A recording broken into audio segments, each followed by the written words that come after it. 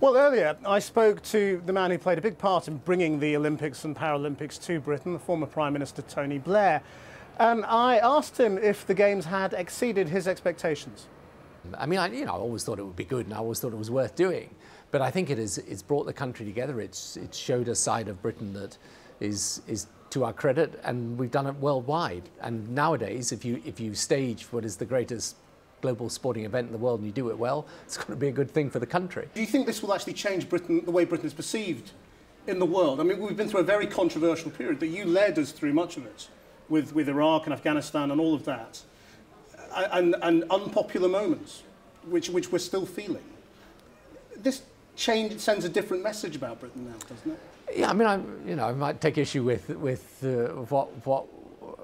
what you were implying about before, but well, I mean, you were still feeling it in South Africa recently with Bishop Tutu. That's sort of controversial sort of thing that keeps going. Yeah, of course, but you're in modern politics today. You get controversies, and 100 people protest, and they get more plebiscite than 2,500 people who applaud. So just to put the point. But anyway, I mean, I understand what you're saying. I actually think it's more to do, rather than with sort of the events of the last 10 years, but with the sense of Britain today as a country that is an open society, that is very much open-minded and tolerant and respectful of difference. Politicians have had to tread very carefully in the last few days. Members of the government have been booed. George Osborne, David Cameron, even today Jeremy Hunt apparently had to be booed. I mean, it's part of being a government, I seem to remember. I mean, I just wondered, is there's something, you've got to tread very carefully when it comes to claiming credit for these games, haven't you, as a politician? Yeah, but I think, to be fair, look, people turn up.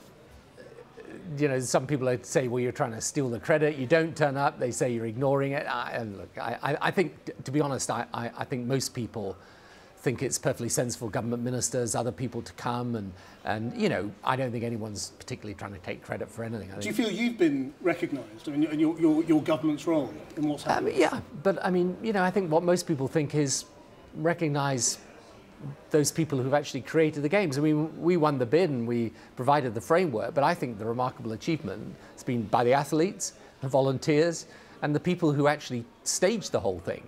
Do you think this is your legacy in a way? I mean, you've talked about it as one of the things that you wanted to be remembered for. The one thing I think is important for the country is the process by which we went for this bid is quite an interesting thing about the British psychology, because we were really given a lot of advice by a lot of people. Don't do it. First of all, it's stitched up for France. Second of all, you're not going to win. Third, it's going to be humiliating. Fourth, it's a waste of money. We had all those arguments.